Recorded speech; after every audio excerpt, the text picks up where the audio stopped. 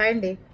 మనము గుళ్ళ దగ్గర వెళ్ళినప్పుడు బంగారాలు గానీ, బ్యాగులు గానీ ఏమైనా గుళ్ళ లైన్‌లో పోతాయేమో అని కార్‌లలో మనం సేఫ్‌గా మనక దగ్గరే కారు ఉంటుంది కదా! తాళాలుంటాయని పెట్టేస్తాం. ఇలాంటివి ఎవరు పెట్టుకుపోతారు? డిక్కీ తాళం ఎవరి దగ్గర ఉంటుంది? కారు తాళం ఎవరి దగ్గర ఉంటుంది? మన తాళమే కదా అని అనుకుంటున్నాం పొరపాటు. అలాంటి మేధావులు కూడా వచ్చేసారు.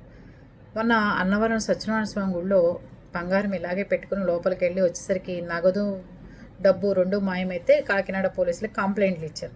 ఇవాళ కాకినాడ పోలీసులు పట్టుకుంటే వాడి దగ్గర నుంచి 44 సవర్ల బంగారం, 93,500 రూపాయల డబ్బులు దొరికినాయట.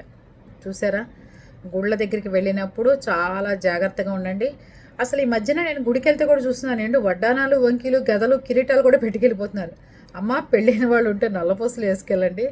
పెళ్ళి కావాల్సిన పిల్లలు ఉంటే కనుక ఒక చైన్ వేసుకుని వెళ్ళండి.